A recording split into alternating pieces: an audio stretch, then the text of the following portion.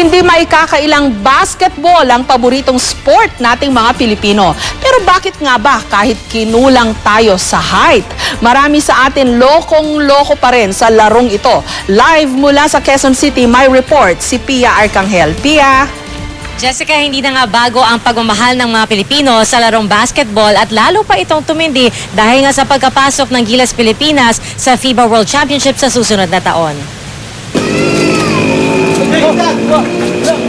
Malalim ang love affair ng mga Pinoy sa basketball. Mapabata o matanda, nahihilig sa larong ito. Kaya nga ultimo kanto ng kalsada, tinatayuan ng basketball court.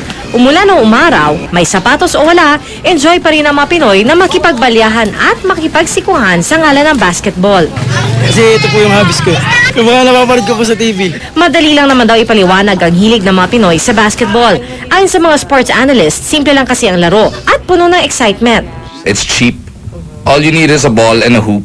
Sa kalye, lalagay mo yan. Hindi katulad ng other sports, kailangan mo pa ng equipment to actually excel in it. Kahit swimming na wala ng equipment, you actually need access to a pool.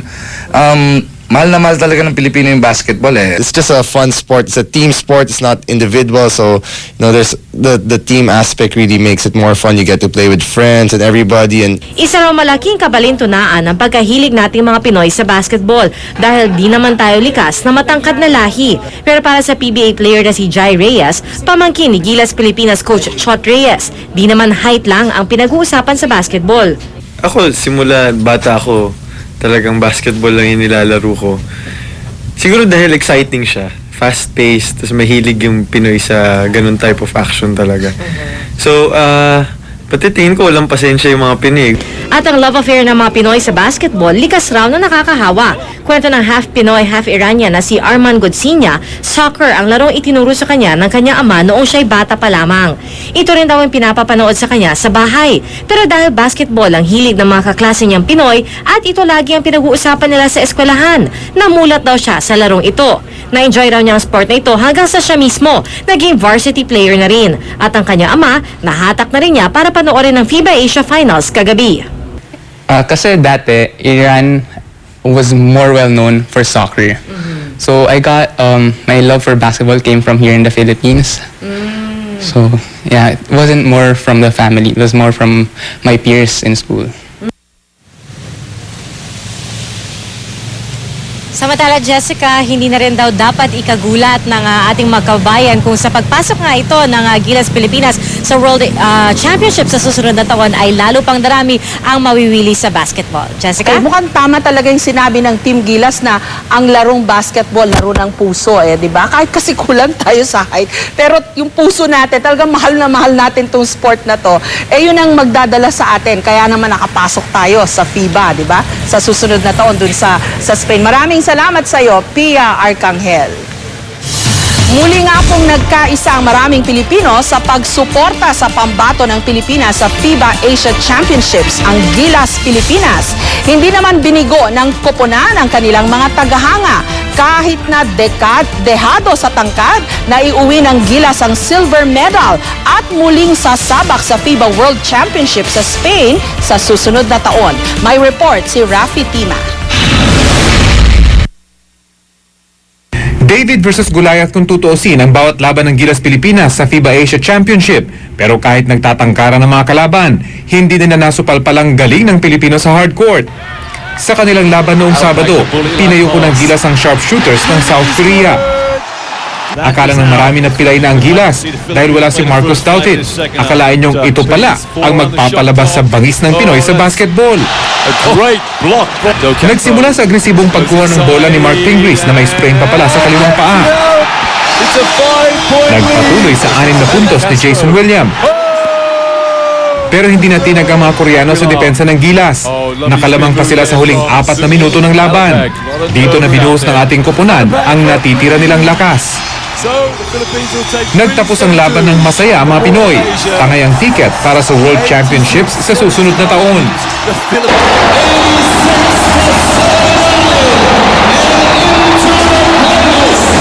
Katulad ng sinasabi ni Nico, puso lang talaga. Kinabukasan, ipinakita ng Gilas ang paglalaro nila ng inspired ball kontra sa Iran. Matatangkad ang kalaban. 7-2 lang naman ang height ni Hamed Haddadi na nanguna sa kabilang team. Kaya kahit quadruple teaming ng Pilipinas, parang namimitas lang ng puntos ang higanting si Haddadi. Sayang, I thought we had a chance, pero talagang malakas yung kalaban at malaki. So mahirap na kombinasyon sa basketball yun. But like I said, I'm very proud of the effort of the players. Lumaban sila, hindi sila bumitaw hanggang dulo. Natuldukan ang championship sa score na 85-71 pabor sa Iran. Pero taas noong inuwi ng mga Pilipino ang silver medal. Matumbas yung pagmamahal mo sa bansa mo. At saka, para pala sa bansa mo, lahat titiisin mo, lahat babaliwalain mo para lang may paglaban mo yung bansa mo. We can have this medal around our neck, knowing that it's for our country. It really doesn't get any better, and I couldn't be more proud to be Filipino. Kasabay ng pagulan sa Moa Arena kagabi ang pagbuhos ng paghanga sa koponan ng Pilipinas. Pasok naman tayo eh. So, wala na problema. Medyo papas. Grabe makasok ko. With all injuries, they put a good fight. Well, nakikita natin yung puso talaga nandun. Present din sa laban kagabi maging sina Pangulong Noynoy Aquino at Vice President Jejo Marbinay. Like last night when I was encouraged to attend the basketball game, either Chief Booster and Lucky Charm, and since we didn't win, perhaps now I am being blamed for our loss last night. Ang Los Angeles Lakers at captain ng Spanish national basketball team na si Pau Gasol nag-tweet din ng pagbati sa pagkakapasok ng Pilipinas, Iran at Korea sa FIBA World Cup sa susunod na taon. Iba raw talagang laro ng Gilas dahil ang bawat galaw nila sa court may kasamang tatag, determinasyon at puso. Rafi Tiba, GMA News.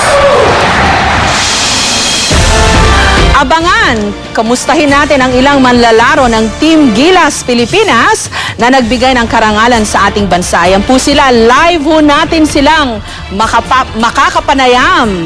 Kaway lang po, congratulations sa inyo.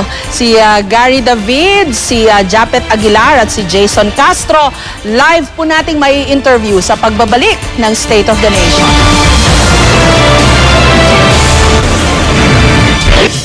Ayan, para samahan po tayong ipagdiwang ang tagumpay ng Gilas Pilipinas. Narito ngayon sa ating studio, live ang ilan sa mga manlalaro ng Team Gilas Pilipinas. Ang silver medalists ng 2013 FIBA Asia Championship. Ang big men ng koponan, sina Gary David at si Japet Aguilar. At ang itinanghal na best point guard in Asia sa torneyong ito, ang Mythical 5 member na si Jason Castro. Magandang gabi sa inyo, Japet, Gary at si Jason. At mamaya makakasama rin ho natin sa ating remote studio ang coach po ng Team Gilas, si Coach Chot Reyes. Unahin muna natin syempre itong ating mga manlalaro dito. Feeling nyo ba you won the silver or you lost the gold? Ano ba? Jason? For me, parang yun nga, okay na kami dun sa silver kasi biggest achievement na yun para sa amin, ma'am. Kasi yung target namin dati, maging top 3 lang, parang okay na kami. So, naging silver pa, parang mas masaya.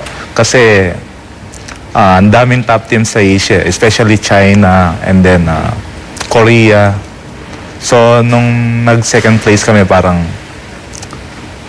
blessing na talaga yun. Pero sa totoo lang, Gary, ito ba yung best game nyo? Kasi may mga nagsasabi, ang best game nyo daw talaga yung against South Korea. Ayun talaga yung talagang best game namin sa South Korea kasi ayun yung talagang pinaka-kinuuna namin na kasi pag nanalo tayo dito, sure na tayo sa World. So, sa FIBA World. Tapos, kasi pag medyo matalo ka doon, medyo magkakaroon ka pa ng pressure na lumaban pa ng battle for third. Kaya, ayun talagang idini namin na kailangan namin manalo dun sa South Korea. Japet, feeling mo ba kung naglaro si Marcos? Although, may mga big men naman tayo, no? Ikaw, sabi mo, si Fajardo, tapos si Douthit. Kung pasok kaya si Douthit, palagay mo natalo natin Iran? Tingin ko magkakaroon po ng mas malaking chance kasi malaking factor po kasi si Marcos sa laro. So, tsaka nung sa game evident na talagang kulang ho. si Jason, nakita ko dun sa mga first quarter hanggang second quarter. Kasi nung alam ko nang medyo malabo, hindi na ako nanood dahil masyadong masakit. Pero the first quarters na napanood ko, para kang walang takot. Di ba, 5'10", sabi ni Jason po sa akin, 5'10" siya. Samantala yung makalaban mo, si Haddadi, 7'2" pala yun. Hindi ka natakot na pasok ka ng pasok dun sa center? Kasi para sa akin, nasi-challenge ako and then at the same time parang privilege na rin sa amin na makalaban yung mga, especially Haddadi kasi NBA player. Parang na-challenge lang talaga ako na kung kaya kong makalayup sa kanya or makadrive. So yun yung para sa akin parang yun yung ko sa sarili ko. Pero describe mo nga yung feeling na yon, yung nasa gitna ka ng mga higante, di ba? Nandun ka. Kasi minsan may mga pasok na yung bola sa ring. Meron pang dumudukot na Iranian lumalabas tuloy yung bola.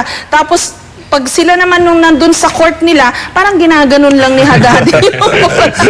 Describe nyo nga yung feeling para sa aming nanonood lang.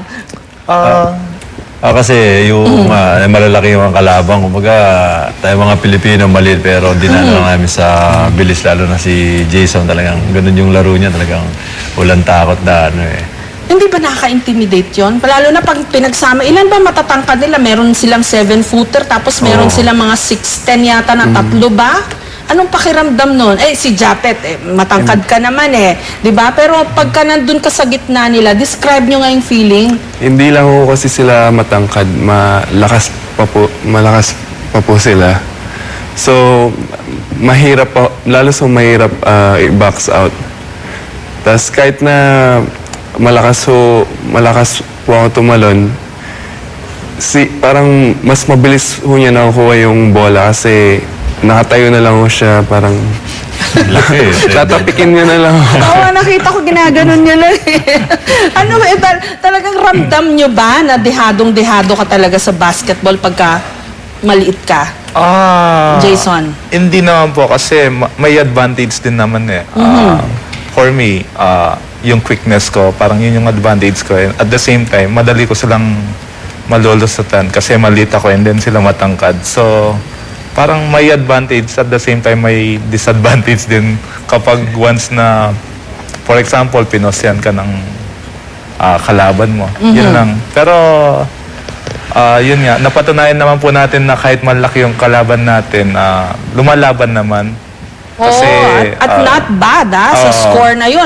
Parang yung first quarter, isang puntos lang yung lamang nila Na-feel nyo ba noon, Gary, na, uy, kaya namin to? And at which point yung sinabi na, sige na, okay na, laruin na lang, try na lang. Kasi hindi naman masyadong malayo yung final score, di ba? Maski pa paano. Yung panalo namin kasi sa Korea, talaga masaya na kami. Tapos na talagang, kumbaga, yung pagkapasok mo ng finals, talagang nandun na Kaya sabi namin, wala kaming pressure ditong lalaro sa finals. Pero pag may pagkakataon na mag-champion, kukunin namin. Talaga sisigapin na. Nung pag-game noon, ang lang namin, keep it close lang. Huwag kaming papatambak, huwag kaming Kaya lang, nung siguro fourth quarter na, doon na lang talaga sila lumayo. Kaya medyo, yun. Pero game pa rin. Oo, game pa rin. Kasi, lalo na, ang ingay daw sa MOA, hindi magkarinigan yung mga tao. Nakatulong ba yon? Nakatulong ba yung cheering ng crowd? Sobrang laking po nun para sa amin kasi parang sila yung nag-ano ng energy namin. Si Coach Chot, maya-maya lamang po ay try natin na makasama rin siya. Pero, so anong mangyayari ngayon? Una sa lahat muna, anong pakiramdam na, wow, silver, pasok tayo sa FIBA World Championship next year, pupunta tayo sa Spain. Anong pakiramdam mo? Siyempre, napakasarap. Siyempre, yung mga idol mo. Diba, mga kalaban mo tulad ko, inaabang ko na makakabantayan mo yung mga sina Lebron James, Ang sinasabi nga namin ni Jason dahil magka-roommate kami. Ang inisip lang namin, gagawin lang doon, mamasyal, manood ng game. Tapos maglaro. Yun lang. Ako, magkikita uli kayo ni Haddadi, Jason. Japet, looking forward ka sa Spain. Yeah, opo. I-enjoy ho namin yung magiging experience namin doon for sure. Okay, pero in the meantime, ngayon tapos na tong series ng Gilas, no? Ano mangyayari? Babalik kayo ulit dun sa inyong mga team sa PBA? Opo. Reporting for duty. So, paano yung magkakalaban na uli kayo? Teammates kayo ngayon, no? O, tapos na. Tapos, pag PBA, kayo muli magkakatapat. Ganun naman ho talaga yun, yung trabaho namin bilang professional basketball player. Pero para sa amin, trabaho lang. Baga, pagdating sa court, pag may nasaktan na isa sa amin, sorry ka lang, alam mo na rin naman yung basketball, physical games talaga yan. Pero deep inside sa puso namin, yung nabuong pagmamahalan namin, bawat isa sa Gilas, yung turingan na bawat parang magkakapatid, hindi na mawawala yun sa amin. Yung pinaka-memorable nyong game sa series na ito. Siguro to si Gary nung umiyak yung anak niya, kuha yung picture, oh. Tapos parang nag-cheer yata yung crowd. Tapos dahil ba doon nakashoot ka ng malayo? Kasi sa totoo lang, talagang medyo nag-struggle din ako sa mga past remaining games namin. Kaya medyo, at least yung mga tao, hindi na wala ng suporta sa akin na nung pinasok ako, talagang sinisigaw nila yung pangalan ko. Ngayon, yung anak ko, hindi siya sanay sa ganun sa PBA dahil kasi ako, yung team ko sa PBA medyo hindi masyado tapos nun, yung anak ko di sanay na sinisigaw yung pangalan ng daddy niya, Gary David, Gary David. Ngayon, so sobrang tuwa niya na naiyak siya. Kita ko, ba't ka umiyak? Kasi sinisigaw pangalan niya. Japet, pinaka-memorable mong game dito sa series na to, yung hindi mo malilimutan. Kasi sabi nila, ikaw daw ang the revelation sa series na ito. Nice one, Jack. Hindi, para sa akin yung game namin against Korea talaga. Kasi kung makikita nyo doon, after ng game talaga yung emotion namin bumuhos eh. Talagang pumunta kami sa gitna ng court, nag-celebrate. Yun talaga yung pinaka-memorable sa akin. Ilan nga yung puntos mo doon, Gary? Ay, sorry, Japet. Hindi ko matanda. May nakita ko kanina dito sa notes ko, hindi ko na mahanap, pero yung South Korea. Feeling nyo ba, kung yung championship nung time na yun panalo sana tayo, di ba?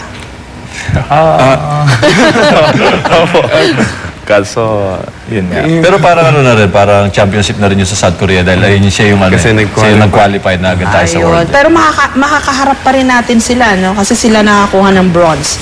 Tama, sa Spain. Jason, isa sa mga pinag-usapan ngayon, kapansin-pansin, ang pangalan na alam mo na maraming Pilipino ay Jason Castro. Pero yung jersey mo, William. Bakit daw? Since birth pa naman po, yun yung ginagamit ko.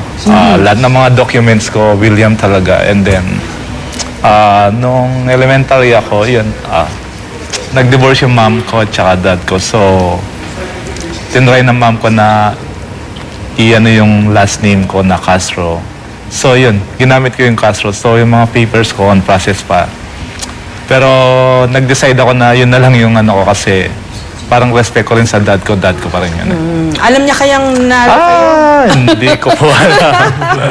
Okay.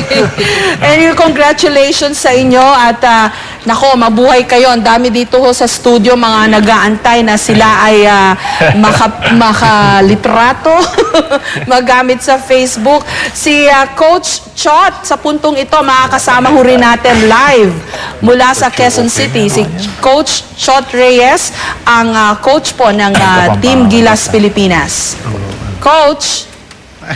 Smart country kasi ito. Oh, Coach! Pwede, Okay. pero low bat na to. Baka mawala. Oh, okay. Low bat yata si Coach Chot. Narinig natin siya. Pero hindi natin makita sa ating remote site. In any case, baka meron kayong mga mensahe, mga gustong iparating sa inyong mga pamilya at sa inyong mga fans. Japet. Magturumano na. Hindi, Japet. gusto ko lang akong bumati sa Kapampangan na Sige, game. Karingan tao sa Smuan. Magpasalamat ko po kayong suporta, Binyayo. Binabati ko rin po yung lolo at lola ko, si Lolo Ben, yung sister ko, si Maika, tita ko, cousins. Karakalda? Last na lang yung mama at papa ko sa US. Ayun. At nagpaalam ho sila, baka kasi, sabi, bakit naging batian portion? Nagpaalam ho sila bago sila umupo. Pwede daw ba silang bumate? Gary? Ako unang-una sa papasuporta sa pamilya ko, sa asawa ko, kay Maxine, kay Garo, tsaka kay Jela. Tsaka si Lola Aling ko na belated happy birthday. Di ako nakauwi nung birthday niya. Tsaka yung mga taga-Dinalupihan Bataan sa support ng binigay niyo sa akin, sa lahat ng mga kababayan natin sa support ng binigay niyo sa amin. Maraming salamat. Tsaka yung mga taga-Pandibulacan. Jason? Ako po yung mga relatives ko sa Son, Pampanga, tsaka yung mga taga San Miguel Betis, Guagua, tsaka lahat po ng mga nanood ng game namin at tsaka sumuporta na walang sawang nandun lagi para supportahan kami. Maraming salamat po sa inyo.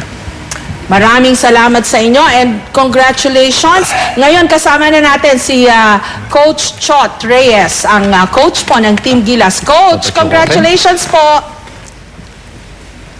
Maraming salamat, Jessica. Ayun, nakita rin ho namin kayo. Kumusta ho kayo? Hindi daw ho maganda yung lagay ninyo kasi we were hoping you would be here also in our studio. Okay na ho ba kayo, Coach? Hindi pa ako nakakatulog hindi pa ako nakakapahinga. But kanina hindi ako available kasi may binisita akong very close family relative sa ospital kaya I couldn't make it there na sa studio ninyo. Oh, I thought kayo po yung may naramdamang hindi maganda. We're glad you're okay. Hindi naman. Okay, Coach, sa totoo lang, all things considered, yung po bang laro kagabi, yun ho ba yung best game?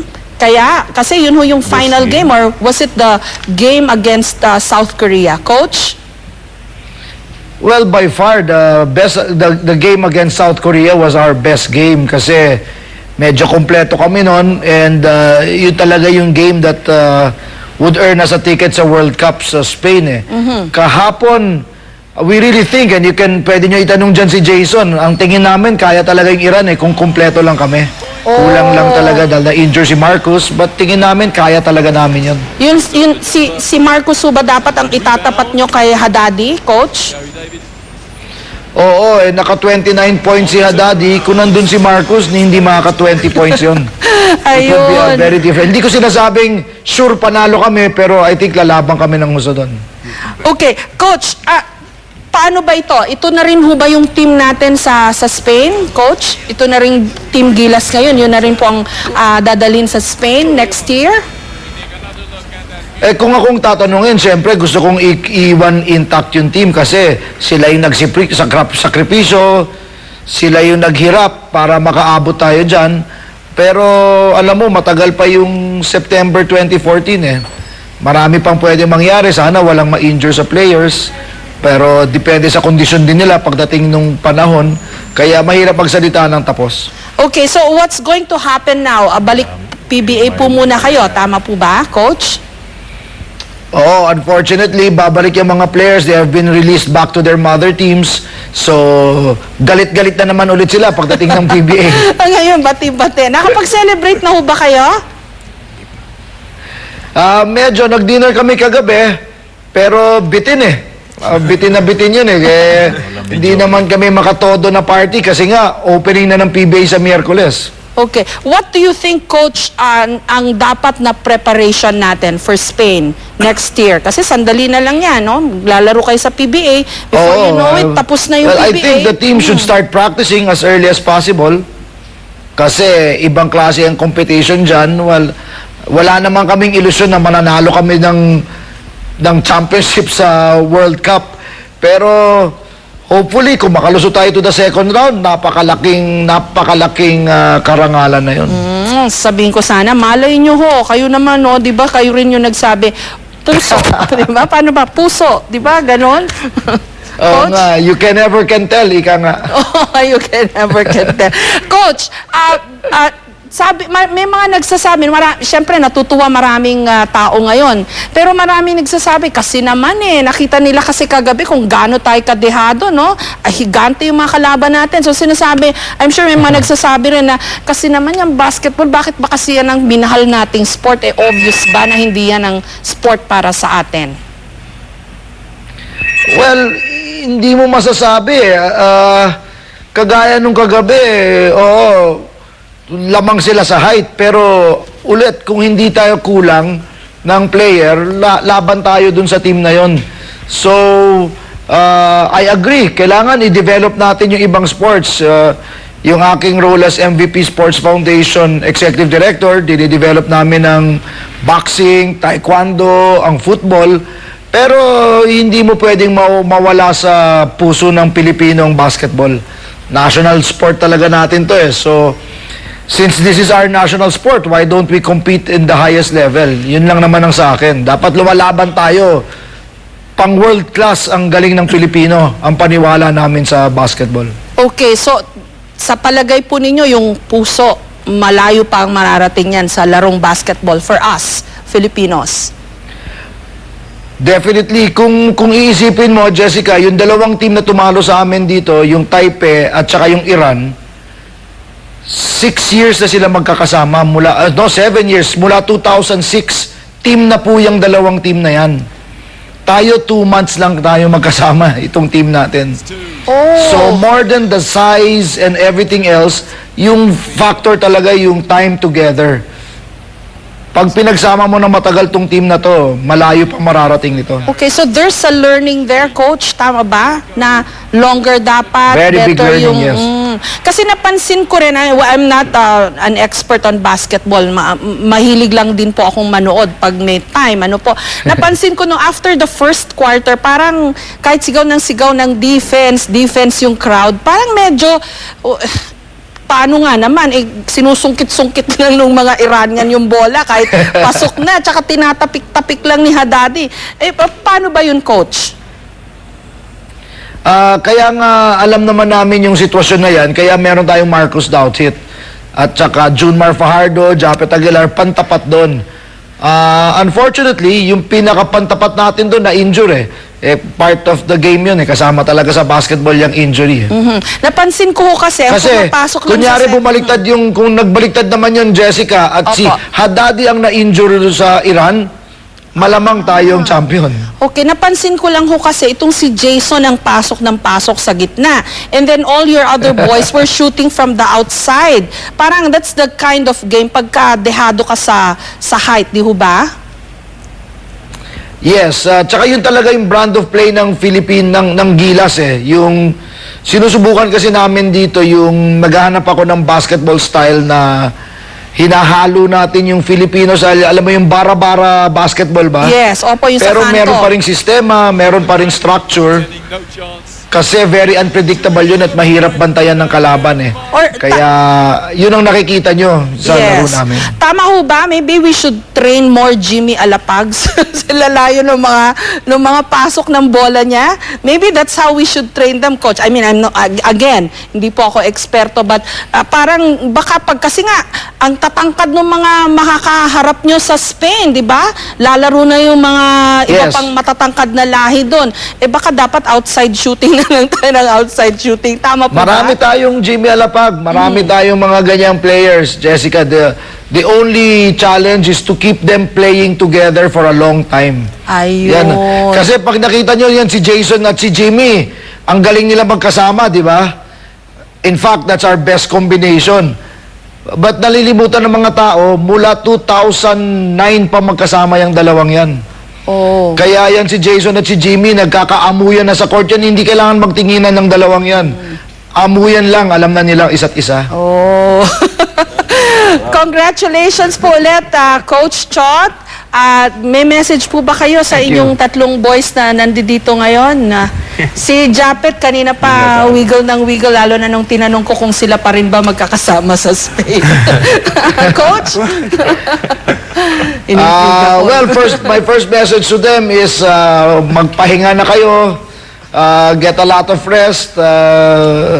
I look forward to them playing very well in the PBA. And syempre, alam naman nila to, lalim ng aking appreciation at pasasalamat sa sakripisyo nila dahil yung mga yan Jessica, si Jason, yung talk and text, we went to 6 of the last 8 finals sa PBA. So naglalaro yan si Jason halos 3 taon na walang bakasyon. Walang break yan, walang pahinga. So, grabe ang believe ko sa commitment talaga nila para sa Gilas. Maraming salamat po muli, Coach Chot Reyes. Congratulations po. Gayon din kay Jason Castro, kay Gary David at kay Japet Aguilar. You guys make us proud. Ang gigilas ninyo. Maraming salamat at magandang gabi.